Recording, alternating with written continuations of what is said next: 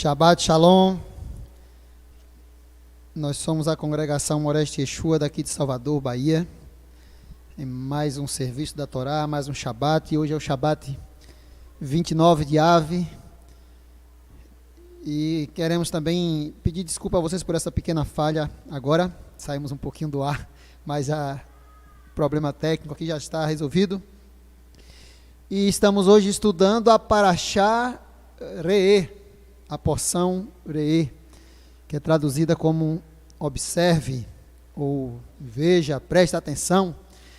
E está em Devarim, Deuteronômio, capítulo 11, a partir do versículo 26 ao capítulo 16, versículo 17, a porção dos profetas, Yeshayahu, Isaías, capítulo 54, versículo 11, ao capítulo 55, versículo 5, e a porção da Brit Hadashah, o Novo Testamento, segundo a sinagoga Har Tzion, João, capítulo 9 e capítulo 10. Nós agora vamos passar a ministração do estudo da Parashá para o nosso irmão Neudjan, que está lá em Recife, e vai trazer para nós uma reflexão sobre a Parashá de hoje. Neudjan, seja bem-vindo, e um Shabbat Shalom. Está nos ouvindo? Shabbat Shalom, Ed, estou ouvindo sim. Amém. Com você a palavra. Amém, Ed. Quero agradecer a todos por mais uma oportunidade de poder estar aqui convosco. E vamos estudar juntos a porção Re'eh. Eu fiz um rápido resumo que o Valdo vai colocar na tela. E nesse resumo, eu creio que vocês estão me ouvindo bem, né? Se tiver algum problema... Sim, estamos ouvindo bem, Nel. Pronto, que bom. Nesse resumo, eu coloquei alguns itens que, à medida que o Valdo for clicando, vai aparecendo na tela para vocês. E o resumo da Parashá, ela começa falando sobre a bênção e a maldição. Depois, sobre o lugar do serviço que o Eterno escolheu para ali ser prestado o serviço a ele, né? Toda adoração. Depois o Eterno começa a dar algumas instruções, algumas leis sobre os ímpios que surgirem, né, no meio do povo, rebeldes que aparecerem no meio do povo. Depois a Parashá continua falando sobre leis de alimentação, sobre animais puros, impuros, etc. No próximo slide, continua o resumo da porção sobre leis sobre o dízimo. Depois a porção vai finalizando ali, falando sobre o sétimo ano, o ano da libertação, da redenção. E a porção termina falando sobre as três grandes festas, que são as festas de peregrinação, e que nesse período todo judeu deveria, né, se tivesse condições, de ir para Jerusalém para adorar ao Eterno ali, no local que o Eterno tinha escolhido, que o Eterno escolheu para ser adorado, tá? Depois desse resumo, eu fiz um pequeno roteiro, que é o que tentarei seguir hoje no nosso estudo, e esse roteiro vai aparecer aí na tela para vocês. Vamos falar um pouco sobre o bem e o mal, né? Baseado nesse verso da bênção e a maldição. Depois sobre o lugar escolhido pelo Eterno. Depois sobre a prova que o Eterno faz aqui nessa porção. Vamos comentar um pouquinho sobre isso, né? Depois um pouquinho sobre fidelidade ao Eterno, baseado também nessa porção. Depois vamos falar um pouco sobre a doutrina, sobre essa questão que o Eterno, esses mandamentos que o Eterno dá para massificar, para nos ensinar, nos adestrar a ser fiel a Ele. Depois, no próximo slide, vamos falar um pouquinho sobre esse sétimo ano, que é o ano da redenção, o ano da libertação. E, por último, vamos falar sobre essas três grandes festas, tá bom? E vocês sempre vão colocando suas dúvidas aí, tanto no YouTube, você que está me ouvindo de casa, quanto você que está na congregação, passando sua dúvida aí para Ed ou para o Orisvaldo e falando no microfone, se assim desejar, para que a gente possa estar sempre interagindo, tá bem? Sobre o bem e o mal, né? O primeiro verso que eu coloquei aí nesse slide 64, Valdo, para você colocar para o pessoal. E o verso que eu utilizei para me basear nesse tema foi logo o primeiro verso da porção, né? Vede, ou observe, né, como é o nome da porção, o rei, que hoje eu ponho diante de vós a bênção e a maldição. Devarim 11, 26. Esse verso,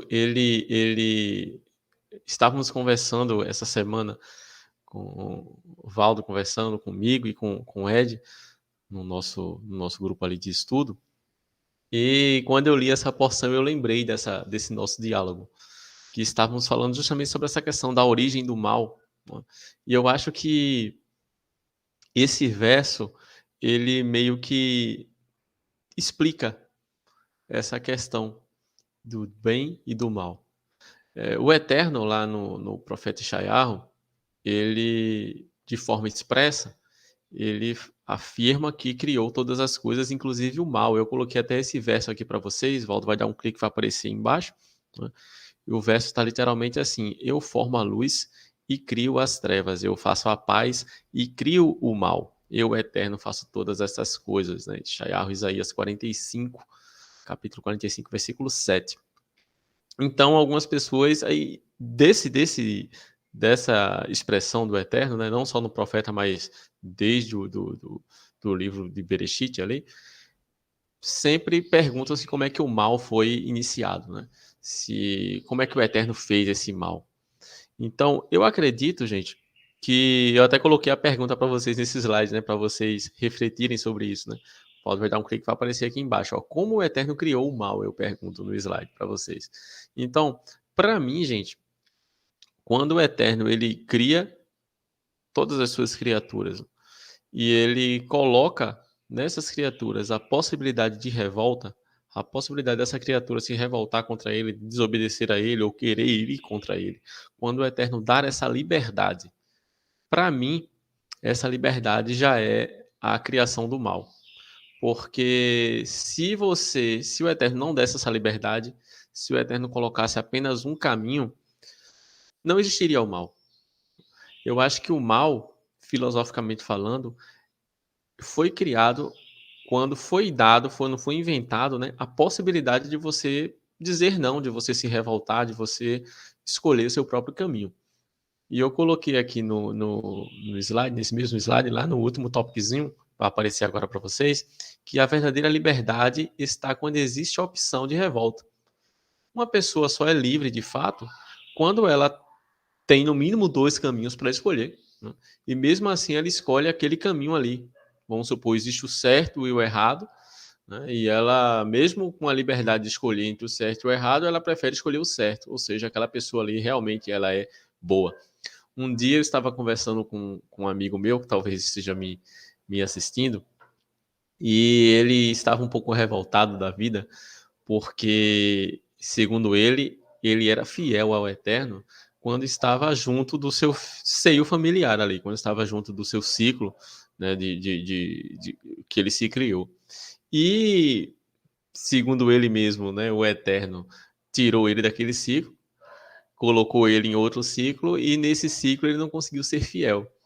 Aí eu fiquei analisando aquela queixa daquele jovem, né? Fiquei imaginando e fiquei pensando. Aí eu fiz assim, mas espera aí. Primeiro, como foi que tu sabes que foi o Eterno que te tirou do ciclo da tua família? Aí ele me explicou a história, aí eu vim entender que, na verdade, essa saída do ciclo da família dele foi uma consequência de uma vitória que ele pediu ao Eterno, né? Ele pediu ao Eterno que pudesse ter um emprego, que pudesse ser bem-sucedido, ter autonomia, e estudou para isso, pediu que o Eterno abençoasse ele, e o Eterno, né, segundo as palavras dele, abençoou ele. Então ele conseguiu esse emprego, como consequência desse emprego, ele teve que sair de perto da família dele. Então, assim, sair de perto da família dele, nesse contexto, não foi uma maldição, foi até uma bênção que ele pediu ao Eterno. Mas, enfim, continuando a história. Ele saiu de perto da família dele e ele se queixou que, por estar longe da família, ele se desviou dos caminhos do Eterno, começou a ceder às tentações, etc.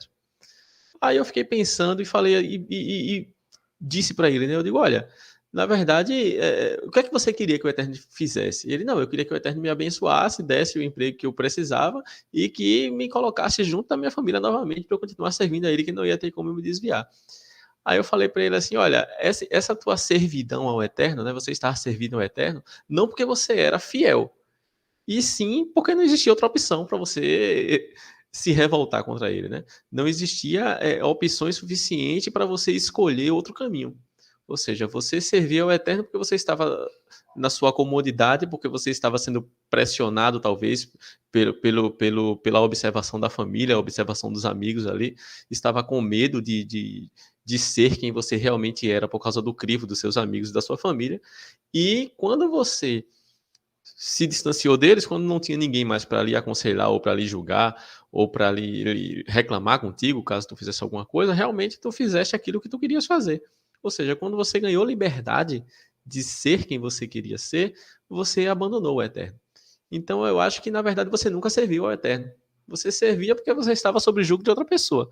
Então, gente, voltando aqui à nossa porção, né, o bem e o mal, eu acho que você só é bom, de fato, quando você não conhece o mal, mas quando você conhece o mal e rejeita o mal.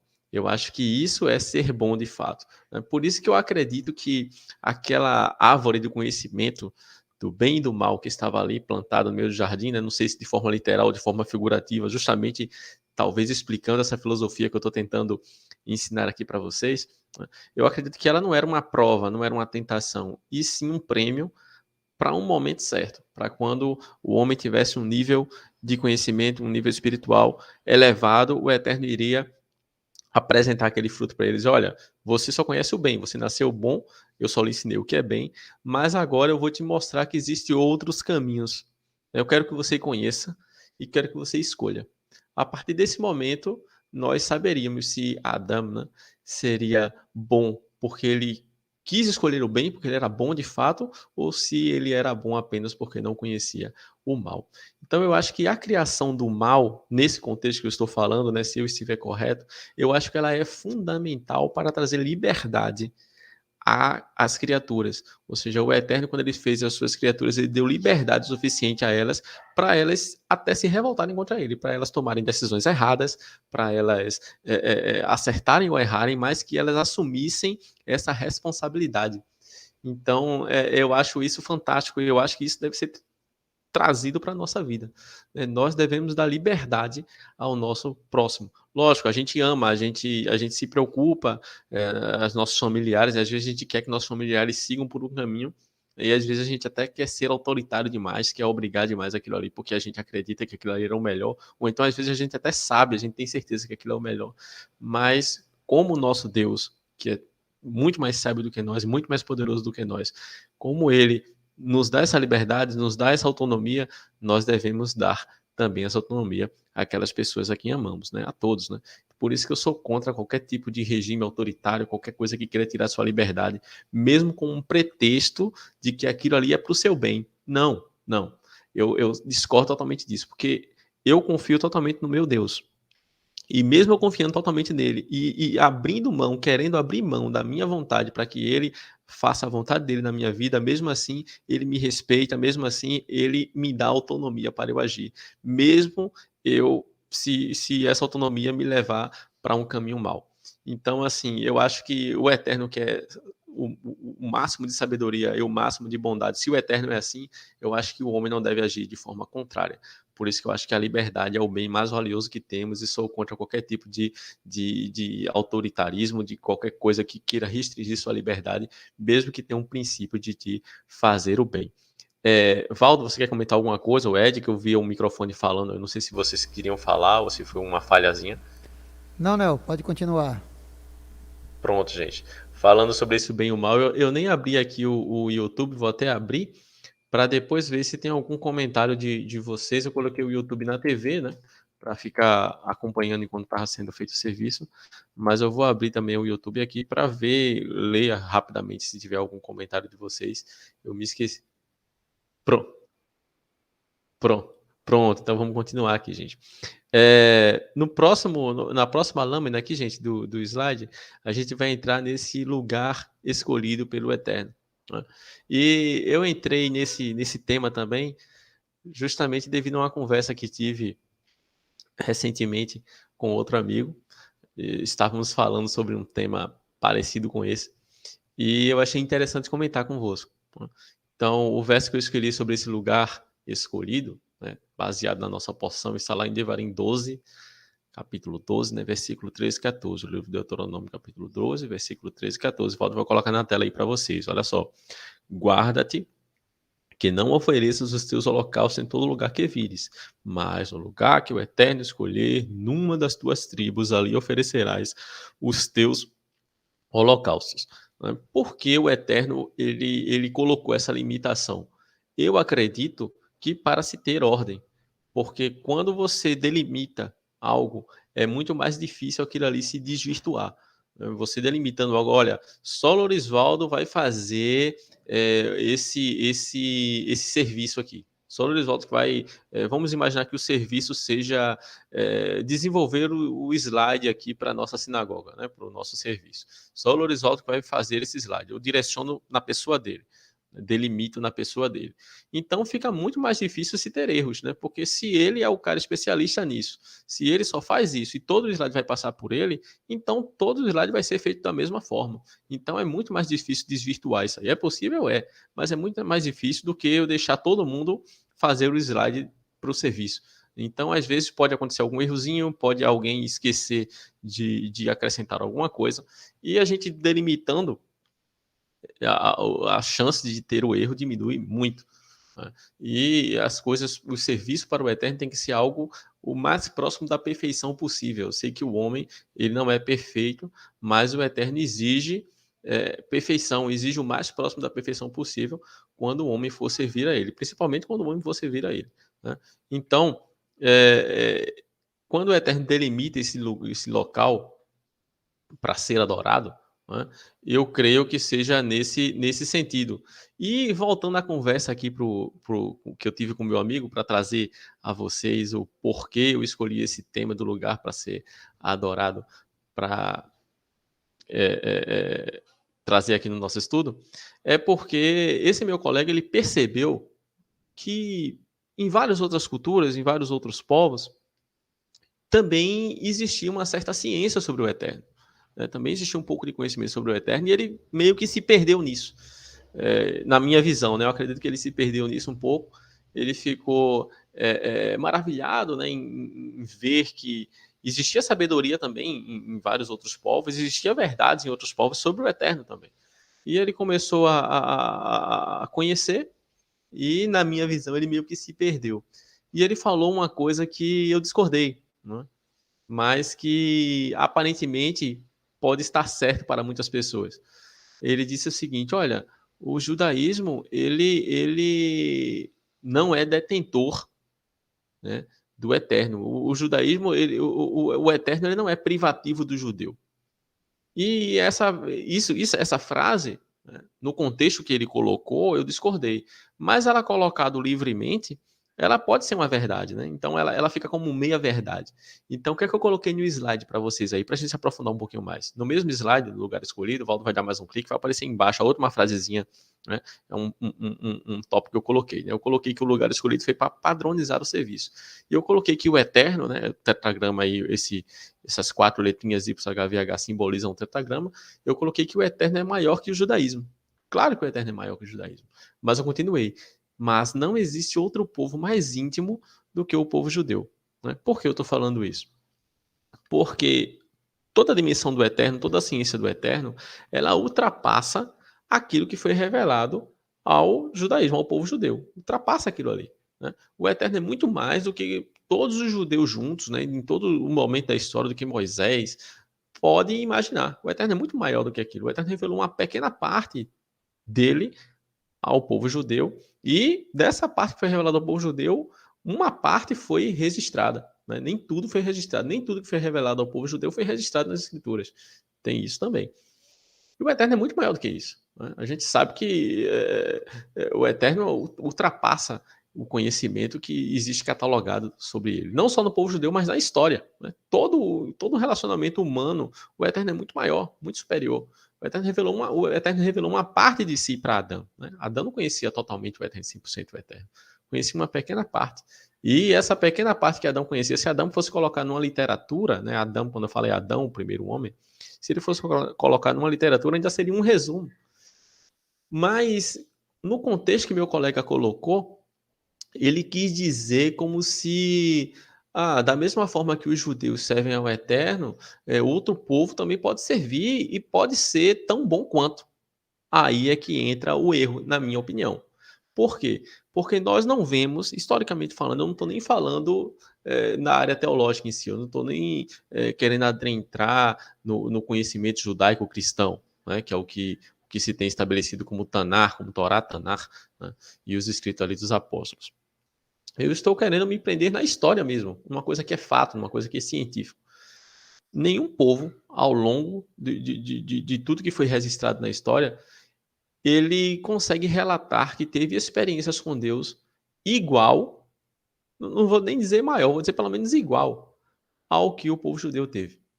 Eu não vi em nenhum momento da história nenhum povo dizer que passou no meio do mar, que o Eterno abriu o mar para ele passar no meio, ou que sustentou esse povo 40 anos com pão que caía do céu, ou tantos outros milagres que o Eterno fez, né? Tantos outros milagres que o Eterno fez no meio do povo de Israel, a partir dos patriarcas, né? E seguindo. Então, gente, nenhum outro povo, historicamente falando, relata na sua história, na sua literatura, que recebeu um manual vindo do Eterno. Não, eu recebi aqui 613 mandamentos. Os judeus receberam 613, a gente recebeu 800, ou a gente recebeu 500, a gente recebeu... Não existe isso catalogado. Então, gente, quando eu falo que não existe nenhum povo que tem intimidade maior que o judeu, intimidade é em relação a conhecimento, a relacionamento. Quando você é íntimo de uma pessoa, você se relaciona com ela, você sabe o que ela gosta, você sabe o que ela deixa de gostar, você conhece mais ela. Quanto maior a intimidade, mais conhecimento. Não estou dizendo esse conhecimento tipicamente científico, não. Esse conhecimento através do estudo, porque talvez algumas pessoas me confundam, né? Acham que, não, o Jean está dizendo que a única forma de conhecer o Eterno, de ser íntimo do Eterno, é estudando a Torá, como os judeus estudam. Não estou dizendo isso. Às vezes o Eterno ele se revelou a Abraão, se revelou a Noé e a todos esses outros grandes homens muito antes de existir escritura. Né? O Eterno é superior, como eu estava falando aqui, o Eterno é superior às escrituras. O Eterno é muito superior, o Eterno é vivo, as escrituras é só uma partezinha da partezinha que foi revelada dele. Né? O Eterno é muito maior do que isso. Então, mas voltando ao que eu estava falando, intimidade, gente, quer dizer conhecimento, quer dizer relacionamento. Qual outro povo na história, segundo a própria palavra desse povo, eu não estou nem querendo julgar pela minha ótica, segundo a ótica deles, que outro povo teve uma intimidade semelhante a Israel? É aí que a gente deve tentar delimitar as coisas. O Eterno, Shaul fala, né, lá na sua carta aos Romanos, se eu não me engano, ou aos Coríntios, acho que é aos Romanos, ele fala que o Eterno deu aos judeus tudo. Deu as promessas, deu os patriarcas, deu os profetas, deu o serviço. Né? Deles são os pais, as promessas, os profetas, o serviço. Então, o serviço significa o quê? Significa que o Eterno deu instruções claras de como o Eterno quer ser adorado. Então, aí a gente entra na nossa porção. Entra nesse slide que eu escrevi para vocês. O lugar escolhido. Então, quando o Eterno escolhe esse lugar, em Devarim, Deuteronômio 12, versículo 13 e 14, o Eterno está querendo o quê? Delimitar. O Eterno está querendo dizer o seguinte, olha, eu quero ser adorado dessa forma, né? Quero ser adorado nesse lugar aqui, talvez porque o lugar existe algo especial, físico, não sei, mas uma coisa que dá para a gente ter certeza é que ele queria que só determinado grupo de pessoas fizesse aquele serviço ou supervisionasse aquele serviço e que todo serviço ele acontecesse a partir dali. Né? Então, isso, para mim, ensina muita coisa. E se não houver nenhuma dúvida, eu vou seguir, ou dúvida ou comentário, né, eu vou seguir para o próximo tema. Eu estou vendo aqui que a Dina Irã comentou, né, que tudo foi criado com um propósito, inclusive o mal. Sim, com certeza. Eu acredito que o propósito do mal ser criado é justamente dar essa liberdade para a gente, né, de escolher entre o bem e o mal. Se só existisse o bem, a gente seguiria o bem, não porque queríamos seguir o bem, mas porque só existe essa opção. Né? Mas talvez existam outras correntes nesse meio, talvez depois Ed queira comentar, Valdo, alguém. Nel, eu quero fazer comentário. Eu posso estar errado, mas eu tenho uma crença a respeito do mal, do bem e do mal, como da seguinte forma. Eu acho que eu já me expressei aqui antes a respeito disso, eu penso que o mal foi criado por Adonai porque ele deu a opção de você viver longe dele, longe dos preceitos dele. Então, de Adonai nada de mal vem, e a gente sabe isso através da palavra dele, não sai dele nada ruim, mas ele lhe dá a opção de você escolher viver com ele ou não. Então, quando você vive longe dele, você tem o quê? Fora da presença dele, o mal, algo ruim vem sobre você, o mal vem sobre você, o homem começa a fazer coisas ruins, atitudes ruins, energia negativa, tudo que se diz aí de ruim vem sobre você, porque Adonai, o Rua, o espírito dele se afastou da sua vida. Eu acho que assim é com toda a criação dele, pode ser anjos ou seres humanos, o que foi que ele criou, ele deu a opção de viver segundo o preceito dele ou longe do preceito dele. Ele deu a opção ao homem no Éden de viver conforme o que ele determinou, não coma, ou coma de tudo menos disso, e o homem, segundo induzido pela serpente ali, vai e opta por negligenciar a ordem dele de não comer e comeu, e assim viveu, foi afastado da presença de Adonai. Então o mal veio sobre ele. Então, quando eu vejo o mal, eu penso da seguinte forma: a ciência explica que não existe o escuro, a escuridão é a ausência de luz. Então existe a luz apenas e existe a falta dela. Na minha opinião, existe Adonai, que é bom, e tudo onde ele está se torna bom, mas existe a ausência de Adonai, e aí vem a escuridão, vem o mal. Eu penso dessa forma, eu entendo dessa forma. É semelhante ao que você falou, não sei se muda algo, mas só para esclarecer a forma que eu penso sobre o mal. É a ausência de Adonai, assim como na ciência explica-se que não existe a escuridão, existe a ausência da luz. Ô Nel, pegando o gancho de Loures aqui, fazer um comentário também rapidinho. Existe uma crença na cultura judaica de que a pessoa que não sabe escolher o que come, né, não sabe separar o que come, em relação à comida mesmo, ela também não sabe separar o que ouve. Ela vai ouvir de tudo e vai ser enganada, vai aceitar qualquer coisa, não vai saber separar o que é bom do que é ruim. Ou seja, trazendo para o Éden, a gente vai ver que esse ponto de vista já estava ali no Éden. Foi apresentado o que, primeiramente? Algo de comer, né? um fruto. E eles não souberam separar o que deveria comer do que não deveriam. E assim, junto veio o quê? Veio o que ouvia. Ouvia o que não deveria. Ou seja, por aí a gente vê que os princípios do Eterno, eles são interessantes. Hoje, as pessoas que recusam mandamentos simples, como de determinadas comidas, fica claro isso. Esse princípio continua vivo. A pessoa que se deixa comer qualquer coisa tão simples, um mandamento tão simples de obedecer e não aceita, ela certamente vai fazer o mesmo com o que ouve. Ela não vai ter tanta profundidade para saber separar as coisas, o que ouve, o que é bom do que não é bom. Né? Então, o mandamento do Eterno, ele passa por esse crivo. Ele dá a opção, tá aí, você quer comer ou não? Você quer ser preparado para saber separar o que é bom do que é ruim ou não? A pessoa escolhe, né? Ela vai ter liberdade de escolher ou não, porque é igual, já pensou você casar com o noivo casar com uma moça que não teve a opção de escolher, ela foi obrigada a casar com aquele rapaz, só tinha aquele rapaz e não tinha outra opção. Você nunca vai ter certeza que sua esposa lhe ama, porque não foi dada essa opção. Mas se ela teve a liberdade de dizer não, mas preferiu dizer sim, aí você vai ter mais segurança de que ela realmente ama você. Eu acho que é mais ou menos por aí. Pode continuar, Nel. Ed e Valdo, eu concordo com vocês. Assim, eu acho que o que Valdo falou sobre o mal, né, é quase uma paráfrase do que eu falei, acrescentando mais conhecimento científico. Eu também já vi um textozinho, né, falando sobre isso, que cientificamente não se tem como estudar a escuridão. A ciência não conseguiu partículas o suficiente para estudar a escuridão. Aí ela determina a escuridão pela ausência de luz, né? Estuda-se, tem categorizado a luz, e dependendo da ausência de luz é que se categoriza quanto se tem de escuridão. Igual o calor também, né, Valdo? Eu acho que se tem como cientificamente falando, existem partículas que dá para ser estudado o calor. O frio não dá para ser estudado, então dá para saber quando está frio, quanto pela ausência de calor, alguma coisa assim. Então é uma boa analogia para falar sobre o bem e o mal, né? Eu concordo também. E essa questão também, né, de saber ouvir, né? Às vezes a pessoa, talvez a Ed falou nesse contexto, né? A pessoa às vezes se perde em tanto conhecimento e não sabe separar e termina se confundindo, né? Infelizmente. Mas vamos torcer para que o Eterno tenha misericórdia de não só dos nossos amigos, mas também de nós também, e que sempre nos tenha misericórdia de nós e nos revele aquilo que Ele quer para a gente.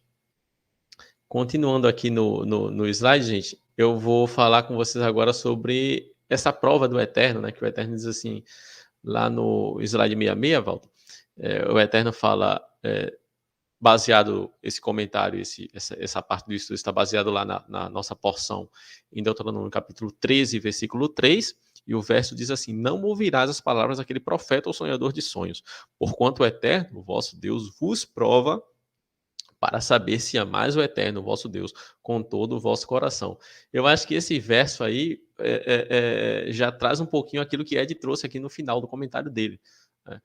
Eu penso da mesma forma, né? Que acho que falamos aqui a mesma linguagem em 3 pontos de vista, de 3 formas diferentes, mas falando a mesma coisa, né? Se você casa com uma mulher e ela só tem você de homem para escolher, como é que você vai saber que ela realmente ama você ou se foi por falta de opção? Agora, quando existem outras opções, quando ela pode recusar casar com você e ficar sozinha ou escolher outro no seu lugar, e mesmo assim ela escolhe você, você se sente especial. Você diz assim, não, ela tem opção, ela é livre, ela pode sair quando ela quiser, ela pode, se quiser me deixar e quiser ficar com outro, ela pode, mas ela quer ficar comigo. Então, isso lhe deixa feliz, isso super valoriza o amor dela, né? Da mesma forma, acredito que nessa questão do bem e do mal.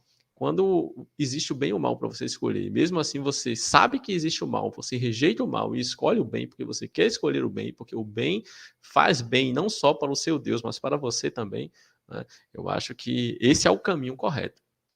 E o Eterno faz isso nesse verso que eu trouxe para vocês, né?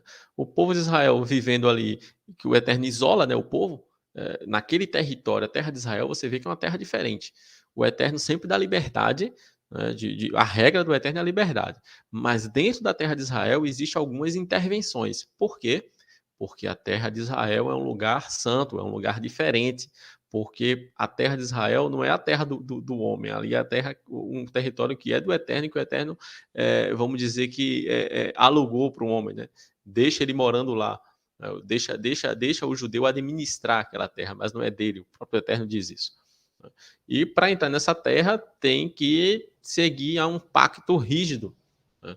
Então as regras nessa terra são diferentes.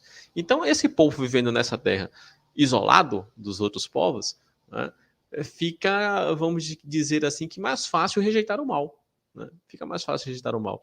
É como o inimigo, o adversário, ele lançou essa proposta diante do Eterno naquele, como está registrado lá no livro de Iov, né? Livro de Jó, né? Tem visto meu servo Jó, né? Meu servo Iov? O Eterno pergunta ao inimigo, o inimigo diz, tenho visto sim. O Eterno fala assim, homem justo, reto, se desvia do mal. Aí Satã fala assim, também tu cerca eles de bens, apresenta o mal para ele, para ver se ele não vai ceder, né? E vem toda aquela trama que você já conhece. Então eu acho que nesse mesmo contexto o Eterno permite que aconteça isso aqui no meio do povo dele. Você vê que esse verso que eu acabei de ler para vocês, que deve estar aqui na tela, aparecendo aqui embaixo, Deuteronômio capítulo 3, versículo 3, esse verso aqui, o contexto dele, ele está falando de simplesmente um profeta, né? Um profeta entre aspas, um profeta não do Eterno, mas que se levanta no meio do povo, fazendo sinais, falando previsões, e que essas previsões acontecem, e que esses sinais acontecem, né, para ver se realmente o povo é fiel ao que o Eterno está dizendo, ou se o povo é fiel apenas a poder, a sinal, né? Então, por que o Eterno diz o seguinte, o Eterno vos prova para saber se amais o Eterno? É como se o Eterno estivesse mandando aquele sinal, aquela visão? Eu acredito que não. Como o próprio apóstolo, né, Tiago, ele fala que o Eterno a ninguém tenta, O Eterno, quando você é tentado pela sua própria concupiscência. O Eterno ninguém tenta. Mas aqui está dizendo que é uma prova do Eterno. Como é que você explica isso, Nel? Né? Como é que você consegue conciliar? Eu consigo conciliar da seguinte forma: quando o Eterno diz que é uma prova dele, é semelhante ao endurecimento do coração de Faraó. Né? Não é o Eterno que está agindo diretamente naquilo ali. Simplesmente o Eterno cruzou os braços, deixou as coisas acontecer por elas mesmas. Exemplo, vou dar um exemplo para ficar mais fácil para você entender. O inimigo, ele também tem poderes.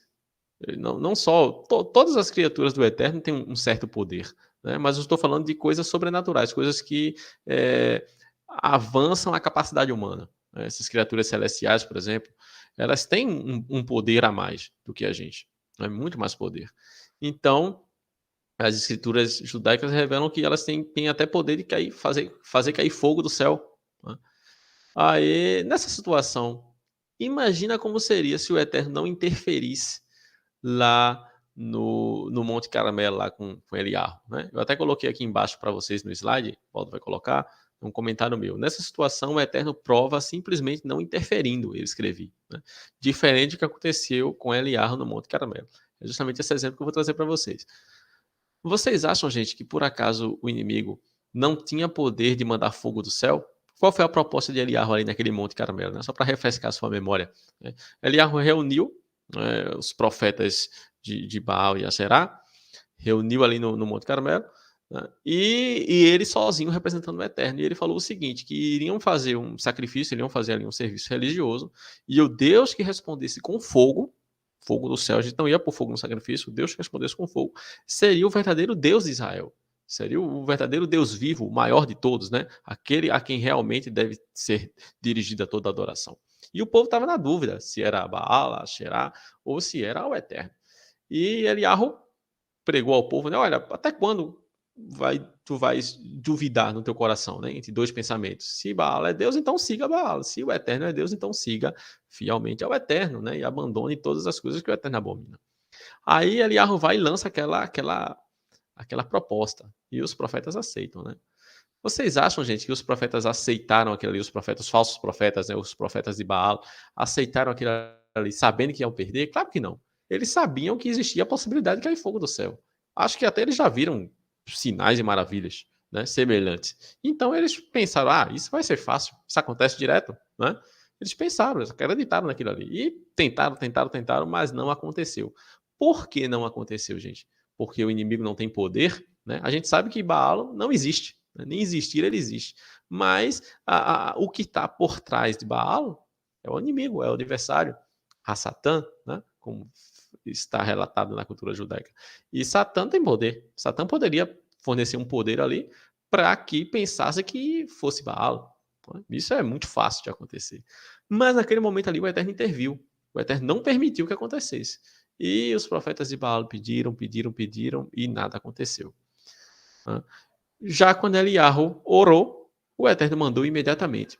Já nos casos lá de Faraó, né, o Eterno, Arão jogou a vara se transformou em serpente. Por acaso o Eterno não teria poder para impedir que a vara dos magos de Faraó, dos egípcios, também se transformassem? Claro que o Eterno tinha. E se o Eterno fizesse isso, se o Eterno impedisse, será que o coração do Faraó seria duro? Eu acredito que não. Eu acredito que Faraó ficaria sem saída. Ele ficaria sem opção. Todos os sinais e maravilhas que Moshe fizesse, ele não passava nem perto de fazer. Então ele ficaria sem opção, ficaria totalmente recuado a ponto de deixar o povo ir, não porque ele era bonzinho, não porque o coração dele era mole, mas porque ele não tinha outra opção, como o Ed falou agora no final do comentário dele. É uma mulher que casa com um homem porque só tem a opção de casar com esse homem. Então, isso para o Eterno é mesmo que nada. É o que eu falei para o meu colega, né? Não ache que o Eterno considerou aqueles anos que você servia a ele como se você o servisse fielmente, porque você servia porque não existia outra opção para você. Quando demonstrou-se outra opção para você, você simplesmente escolheu a outra opção. Então, você nunca foi servo do Eterno, né? Não bata no peito para se vangloriar, para se dizer, não, porque eu servi ao Eterno porque eu queria servir. Não servia porque queria, porque você só serve quando você quer, só dá para saber isso quando você tem liberdade em escolher e você opta por servir. Então, Nesse contexto aqui, gente, da prova, o Eterno é como se o Eterno estivesse dando liberdade ao povo. Ou seja, o povo está ali acostumado naquela zona de conforto, não existe deuses estranhos ali, é proibido o culto a deuses estranhos. Então, uma criança um garoto que nasceu ali no meio do povo, nunca ouviu falar de deuses estranhos, nunca saiu de Israel, nunca ouviu falar. Ela cresce ali no povo, conhece o Eterno e serve ao Eterno porque é apto, todo mundo serve ali ao Eterno. Então, de repente, o Eterno deixa o quê? Deixa surgir esses rebeldes, deixa que esses rebeldes tenham poder no meio do povo, para que o povo possa ver, opa, quer dizer que Baal também tem poder, quer dizer que Asherá também tem poder, quer dizer que esses deuses também têm um certo poder. Aí é que vem os vários caminhos para você. Olha, e aí? Eles também têm um certo poder deles. Mas existe aquele Deus que te tirou do Egito, aquele Deus que fez o pacto contigo, com teu pai, Abraão, né, lá na terra de Canaã, o Deus que te deu essa terra, e ele te deu essa lei aqui, ó. Tu vais querer seguir a ele ou tu vai querer seguir a outro? E é nesse momento que o Eterno separa aqueles que servem a ele daqueles que não servem. Então o Eterno ainda avisa, pela sua misericórdia, o Eterno ainda avisa na sua Torá, que coincidentemente caiu nessa paraxá de hoje. Né? Pode falar, Ed. Rapidinho. Nesse episódio aí de Eliarro, os profetas de Baal ali, a gente vê algo interessante. Enquanto você falava aí, eu refleti aqui em algo que nunca tinha pensado antes. A gente vê a misericórdia de Adonai ali. Porque ele poderia muito bem permitir que o fogo descesse sobre os sacrifícios para Baal, e aquele povo todo seria enganado, passaria a aceitar Baal como seu Deus e abandonaria Adonai, ou seja, eles seriam enganados. Adonai não permitiu assim que aquele povo fosse enganado, ou seja, ele, pela sua misericórdia, ele tinha uma aliança com o povo de Israel, e ele deseja que o povo de Israel tenha ele como Deus, porque é a melhor opção, e não queria que aquele povo fosse enganado. Então ele deu a opção do povo enxergar a verdade e não ser enganado.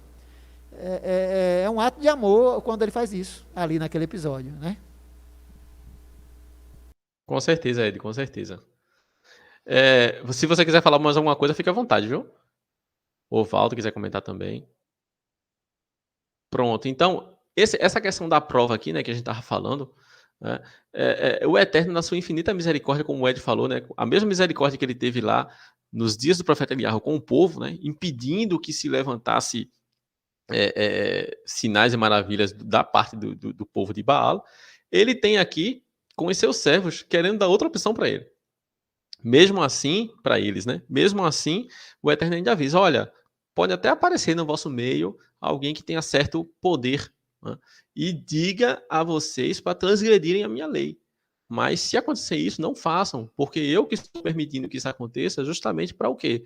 Para ver se realmente vocês me amam com todo o vosso coração, com toda a vossa alma, ou se vocês estão apenas me amando, entre aspas, né? Porque amar, gente, na Torá, amar nas nossas escrituras, não é apenas um sentimento. Amar é atitude. Amar é ação. O sentimento vem depois. A gente faz a ação e depois de a gente fazer aquela ação ali, o sentimento vem. Né? É uma coisa que é como se fosse uma consequência. Não acho que quando você vê amar ao próximo como a ti mesmo é uma coisa de sentimento. Não, é uma coisa de fazer, é uma coisa de obras, é uma coisa de fazer. Por isso que Tiago fala, Jacob, né? Ele fala o seguinte, tu dizes a mim que tem fé, eu pergunto onde estão as tuas obras, né? Porque as coisas na Torá, as coisas no judaísmo, elas são comprovadas assim, né? O espiritual é reflexo do físico, é uma coisa está ligada à outra. Então, o Eterno vai e revela aqui nesse versículo de Deuteronômio capítulo 3, versículo 3, nesse contexto, o Eterno revela que o quê? Quer saber se o povo serve a ele porque realmente ama a ele ou porque simplesmente não tem outra opção. Então, o Eterno permite que aconteçam esses rebeldes, aconteçam esses profetas ou sonhadores. E o Eterno ainda alerta, né? Não desobedeçam, não vão atrás deles. Né? Isso é apenas uma prova para vocês. E eu acho muito fantástico, muito lindo a forma como o Eterno trabalha. E agora a gente vai entrar num ponto que às vezes me balança um pouquinho, né? Me choca um pouquinho. Eu estava até comentando com meu irmão sobre esse tema nessa semana. E é o próximo slide que a gente vai estudar agora, o slide 67, falando um pouquinho sobre fidelidade. E esse estudo foi retirado da nossa porção, obviamente, lá do livro de Devarim, livro de Deuteronômio, capítulo 13, Versículo 15 diz o seguinte: então, certamente ferirás ao fio da espada os moradores daquela cidade, destruindo ao fio da espada a ela e a tudo o que nela houver, até os animais. Quando eu fiquei lendo isso aqui, fiquei meditando, aí eu fiquei pensando, olha, agora, com a lei do Eterno, eu tenho a opção de obedecer aquilo ali, né? Já me foi dado um caminho. Mas se não existisse esse mandamento e eu estivesse naquele momento, eu tentaria impor o castigo apenas àqueles realmente que forem culpados daquilo ali. Os animais, na minha visão, né, não teriam culpa. Na minha visão, o que antes da Torá, né, não teriam culpa daquilo ali. Né? Até tendo conhecimento da Torá, eu não consigo ainda entender, não consigo encaixar porque os animais receberiam alguma culpa daquilo ali. Né? Mas o Eterno manda destruir tudo. Que destruição é essa aqui? É quando o povo de Israel está todo santo, todo coeso, né? E existe um grupo de rebeldes que se rebela, não quer mais servir ao Eterno, mas quer continuar morando ali. Né? Porque se você não quer servir ao Eterno, deixa a terra de Israel, vá morar em outro canto e sirva do seu jeito, viva pelo seu próprio braço. Mas na terra de Israel existem regras. Né? Tanto é que se um visitante, um estrangeiro, for morar na terra de Israel, ele tem que ser santo também. Né? Ele não pode morar na terra de Israel de qualquer forma. Ele não pode adorar outros deuses, ele não pode cometer adultério, ele não pode cumprir os mandamentos que está lá previsto na Torá. Lógico que alguns mandamentos ele pode fazer ainda, alguns mandamentos não são para ele, na frente a gente vai ver alguns exemplos, mas a maioria do que está ali ele vai ter que se enquadrar. Né? Exemplo, o Eterno nunca cobra Shabat, né, principalmente nos dias dos profetas, né, isso fica mais claro ainda. O Eterno nunca cobrou Shabat dos gentios que estão fora de Israel. O Eterno nunca cobrou nem impôs isso aí como um pecado a eles, né, dos gentios que estão fora de Israel. Mas dos gentios que estão dentro de Israel, é cobrado. Eles têm que fazer. E se eles não fizerem, a pena é a pena de morte. Então, mas é porque eu sou gentil. Tudo bem. Se você quiser trabalhar no sábado, pode trabalhar. Agora, aqui dentro, não.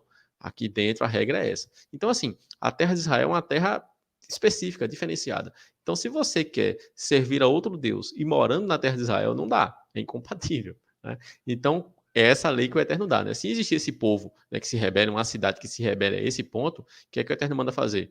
Manda que o povo vá e destrua essa cidade, destrua tudo, não pegue nada dela, tudo seja considerado anátema, até os animais. Né? Eu fico imaginando o que é que vai ser destruído. Tudo mesmo. Né?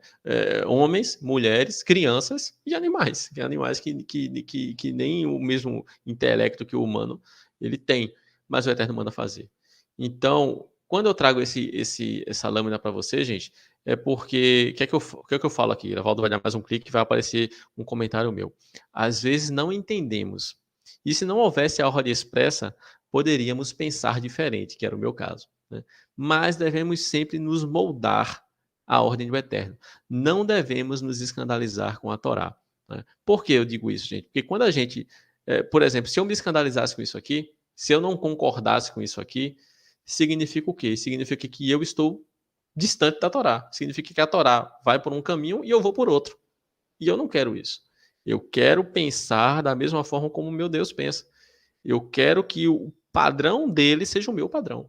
Eu quero que quando existe alguma situação para agir e eu vejo o Eterno agir, eu diga assim, eu agiria da mesma forma porque eu aprendi com ele. E esse é o certo. O meu discernimento de certo e errado é aquilo que o Eterno diz.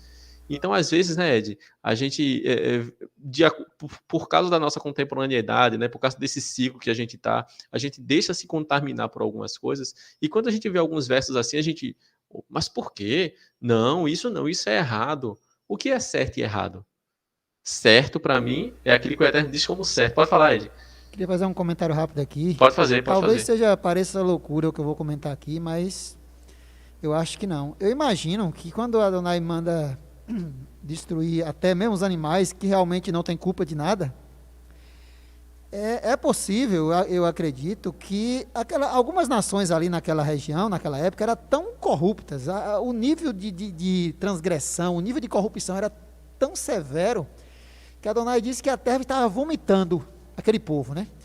E a arqueologia já provou que coisas abomináveis que a Torá fala ali, existia de fato. Então eu acredito que com um nível de corrupção tão grande, E aí nós sabemos pelo livro de Enoque que na época dos gigantes a coisa ficou severa mesmo de corrupção. É possível que até os animais houvesse neles corrupção, fruto da perversão dos seres humanos. Por exemplo, pegar espécies diferentes e colocar para cruzar para ver no que dava. Né? Imagine uma mente perversa como era aquele povo. Eles poderiam pegar animais de espécie diferente, colocar para cruzar para ver no que dá. É possível que houvesse esse tipo de coisa naquela época. Nós vemos que hoje já existe. Eu vi uma época atrás na televisão o bicho que deram o nome de zebralo, que foi o cruzamento de cavalo com zebra. Né? Ou seja, se naquela época o povo parecia mais perverso do que hoje, certamente havia isso. Ou seja, até os animais já havia corrupção dessa ordem. Então Adonai sabia que o povo não ia saber separar o animal que já estava corrompido do que não estava e mandou eliminar. Olha, corta o mal pela raiz, elimina tudo. Porque esse povo, tudo neles é corrupto. Entendeu? Eu creio que seja por aí. Sim, Ed, eu acredito que essa também é uma das possíveis explicações sobre esse caso, e também outras, né? A própria Torá fala que quando um ser humano se deitar com um animal, né? Ambos devem morrer, né? Tanto o homem quanto o animal, porque aquele animal ali, embora ele não tenha a ciência daquele ato, não sabe nem que aquilo ali é pecado, mas às vezes ele já fica adestrado àquilo ali, aquele ato, né?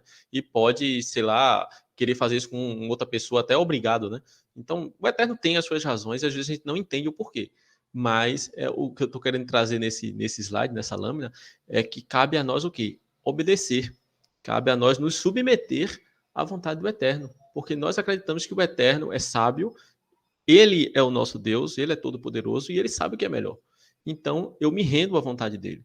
Então, às vezes eu fico até um pouco triste, Ed, comigo mesmo, né? Quando eu leio algum verso assim, e às vezes eu meio que não me escandalizo, mas meio que, poxa, se não tivesse esse verso, eu agiria diferente. E eu fico triste com isso, porque se eu ajo diferente do que está ali, é porque eu não sou igual ao que está ali.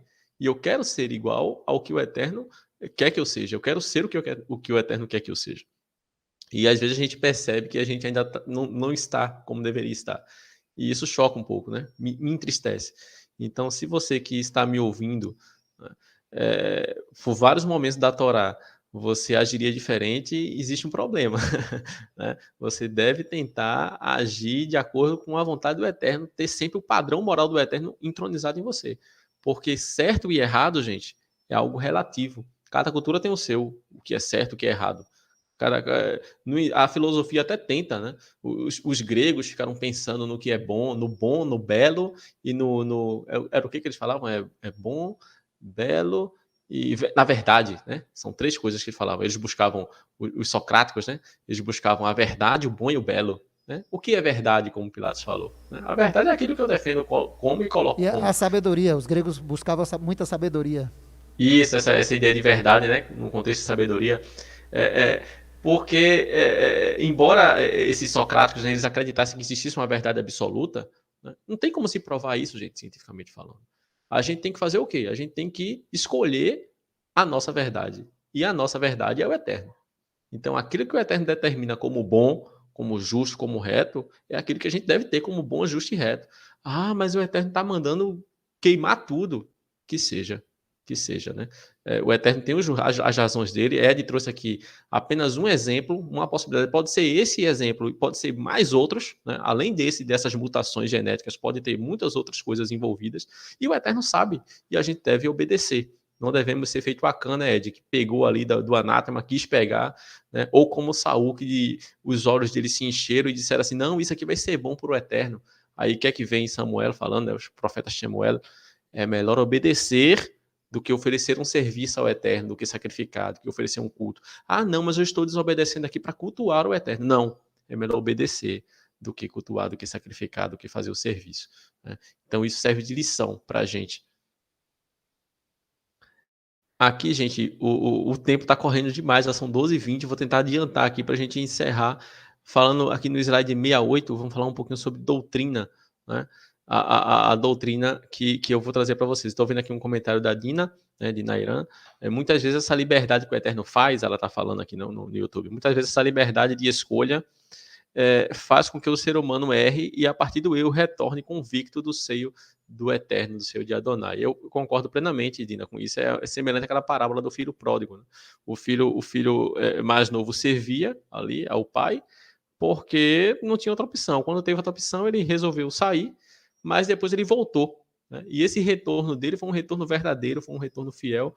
E naquele momento ali, a partir daquele momento, ele servia ao pai, não porque ele não conhecia o que não era servir, mas porque ele conhecia e decidiu servir.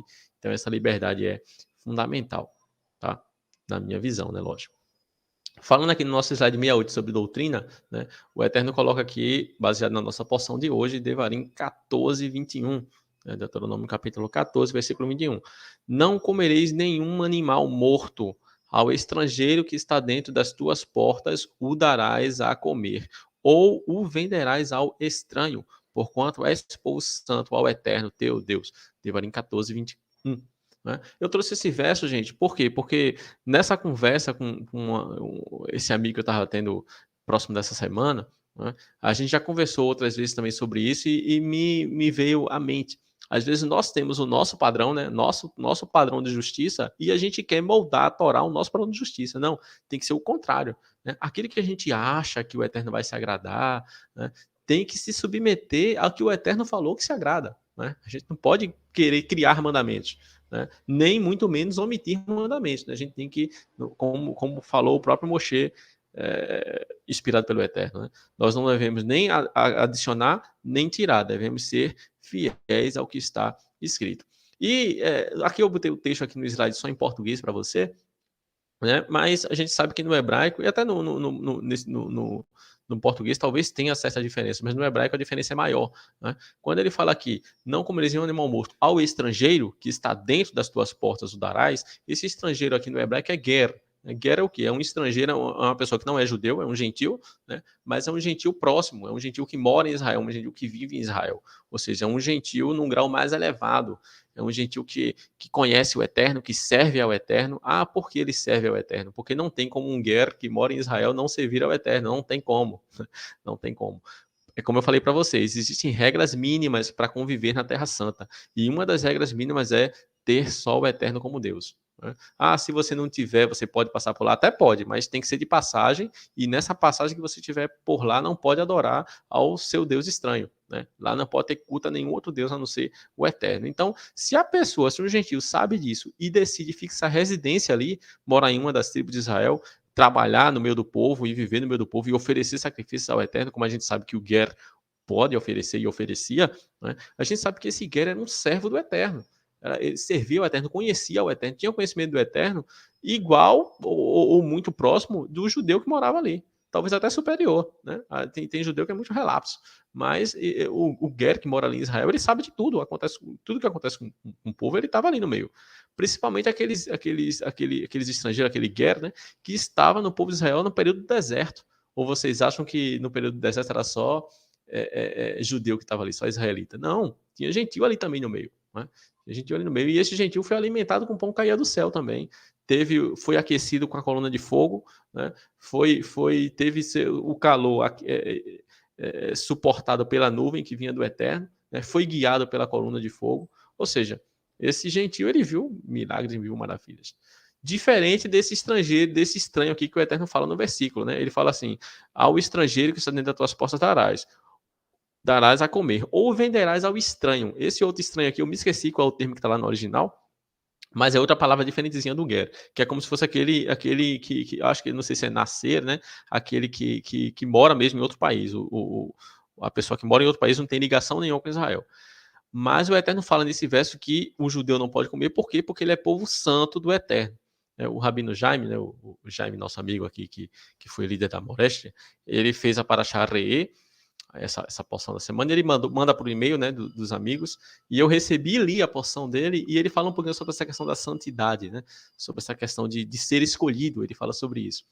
E muita gente confunde, né? Santidade, ser escolhido, não que ele confundiu, né? Eu concordo 100% com o que já me escreveu ali. Mas o que eu estou querendo dizer é que outras pessoas não sabem o que quer dizer isso. Aí acha que, não, povo santo é aquele povo que serve ao Eterno. Não, existe graus de santidade, né?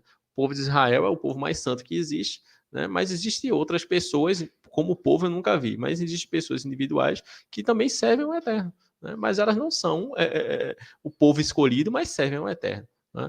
São salvos, digamos assim, né? Estarão no Olam Rabá. Não precisa ser o povo escolhido para estar no Olam Rabá. Precisa ser o quê? Você precisa ter uma intimidade com o Eterno, precisa ter um relacionamento, uma aliança com o Eterno, né? Então, você próprio pode ver que nesse verso aqui, o Eterno diz que você pode dar esse animal que morreu ao guerreiro que mora ali perto de você. Se fosse pecado fazer isso, o Eterno mandaria fazer? É claro que não. Claro que não. O Eterno não manda ninguém pecar, né? E pecado, gente, é uma coisa que fere a moral do Eterno, fere a essência do Eterno. O Eterno vai se agradar que outra pessoa faça? Vai mandar que outra pessoa faça? Claro que não, né? Mas o Eterno deixa o gentil comer. Mas o judeu não. Né? Por quê? Porque o judeu é uma aliança diferente, né? Como o Ed falou aqui, né? Para aprender a separar, né? O santo do comum. Eu acredito que seja uma questão de doutrina mesmo. Então, até escrevi aqui embaixo para vocês, ó. A alimentação serve apenas para a doutrina, na minha visão, né? Não creio que está ligada ao caráter do Eterno, né? Porque se estivesse ligado ao caráter do Eterno, o Eterno não mandaria uns comer e outros não. Até aquele que mora em Israel, que tem um compromisso com o Eterno mandou comer, né? É incoerente. O Eterno nunca manda ninguém fazer nada que ele não se agrade. Nunca, né? Ele permite se você quiser fazer, mas ele dizer, ó, pode comer, ou então dê para ele que ele pode comer, você que não pode, né?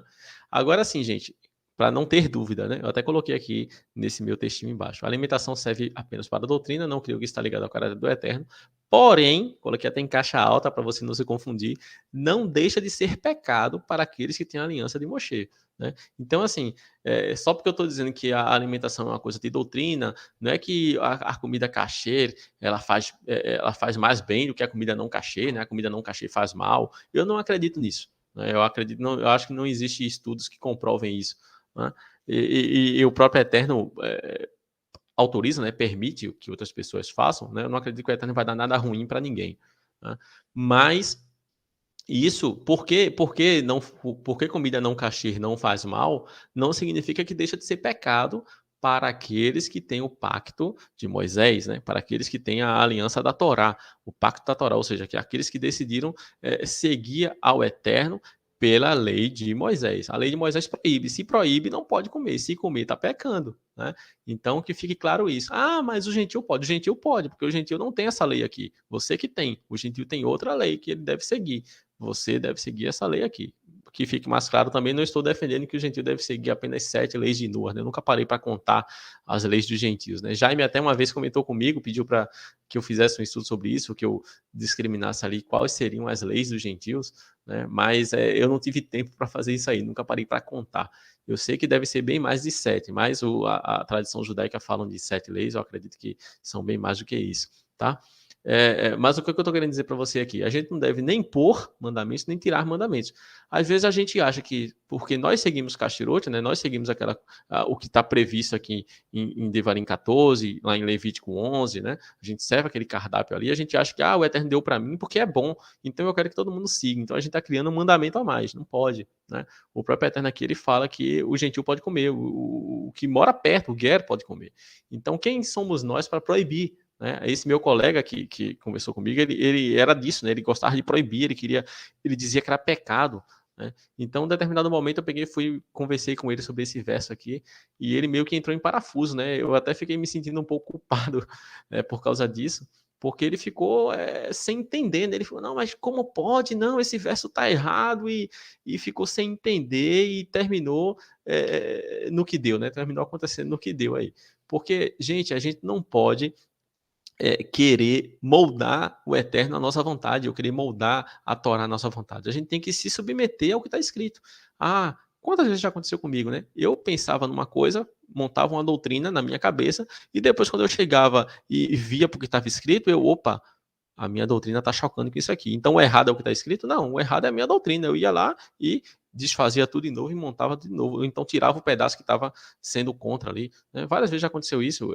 A minha Débora mesmo, minha mulher, já me confrontou com alguns versos, né? Eu acreditava de um jeito, ela chegou, olha, tu não disseste que, não ensinaste que era assim que tinha que fazer? Eu falei, ensinei. Ela falou, olha, mas tem tal verso dizendo isso. Eu digo, opa, então o que eu ensinei foi errado. Você tem que ficar com o que o verso está dizendo. E ia e remoldava, né? Como o Ed também várias vezes já me ensinou, né? Eu estava indo por um caminho, acreditava numa forma, e Ed chegava e nos seus estudos trazia um verso, trazia um ensinamento, e eu, opa, isso está escrito mesmo? Tá escrito, eu olhava, tá escrito realmente. Então, opa, o erro tá onde? O erro tá no que está escrito? Não, o erro tá em mim. Então, o que eu fazia? Eu ia, remoldava, desfazia tudo aquilo ali que eu estava acreditando que era errado e começava a crer de acordo com o que estava escrito, né? Eu acredito que esse é o caminho, gente. A gente tem que se adequar ao que está escrito. Gente, eu ia falar ainda mais sobre o 7º ano aqui, sobre as 3 grandes festas, mas eu vou pular aqui, porque nosso tempo já são 12h30. Vou só terminar o nosso estudo falando sobre essas 3 grandes festas aqui, que eu achei interessante, né? Tá lá no slide 7.1, Valdir. É quase que o antepenúltimo slide, né? Eu boto assim, as 3 grandes festas. Aí, o verso da Torá é Deuteronômio 16:16. Né? Capítulo 16, versículo 16. 3 vezes no ano, todo varão entre ti aparecerá perante o Eterno teu Deus, no lugar que escolher, na festa dos pães asmos, na festa das semanas e na festa dos tabernáculos, porém não aparecerá vazio diante do Eterno. Eu fiz uma pequena midrash sobre isso, né? Uma coisa que eu achei interessante, não quer dizer que seja fato, mas é uma coisa que eu achei interessante. Essas 3 festas, elas se destacam das outras, como as festas de peregrinação, a festa que você tem que adorar o Eterno em Jerusalém, né? No canto que o Eterno escolheu para ser adorado. E eu acho que eu coloquei no slide, no slide 7.2, que o Valdo vai colocar na tela aí, vai aparecer Pessah, né? Que é a festa de Páscoa, né? Festa dos pães asmos, né? Ela traz a libertação do povo e ela é o início de tudo. É o primeiro relacionamento assim próximo que o Eterno tem com todo o povo de Israel, né? Depois dos patriarcas ali, com todo o povo de Israel, o Eterno tem, a partir desse momento aqui, dessa libertação, foi um grande sinal, né? E por isso que foi um cumprimento da promessa que o Eterno deu aos patriarcas e demonstração de fidelidade, né, com esses patriarcas. Então, é por isso que essa festa é tão importante. Depois dela, Valdo vai dar mais um clique e vai aparecer a festa de Shavuot, que é o quê? Quando o Eterno constrói uma aliança com esse povo, né? O recebimento da Torá dá-se mais ou menos ali nos dias de Shavuot, né? Tanto é que a tradição já associou Shavuot não só à festa da colheita, mas também ao recebimento da Torá, e foi a Torá é o grande prêmio do povo judeu, né? A aliança que o povo judeu tem com o Eterno. E Sukkot, gente, Sukkot serve para nos lembrar do tempo que andamos no deserto, andamos em tenda no deserto, serve para relembrar, né? Valdo vai dar um clique para aparecer aqui embaixo, Sukkot, né? Serve para relembrar o caminho percorrido para chegar no repouso, serve para relembrar todo o percurso que nós fizemos, que as sandálias dos nossos pés não se gastaram, né? Que as nossas roupas não se rasgaram, que nós tínhamos pão que vinha do céu, que o Eterno cuidou da gente, ou seja, se a gente sabe de onde a gente veio, se a gente sabe o caminho que a gente passou e a gente sabe para onde a gente está indo, a gente nunca vai se perder.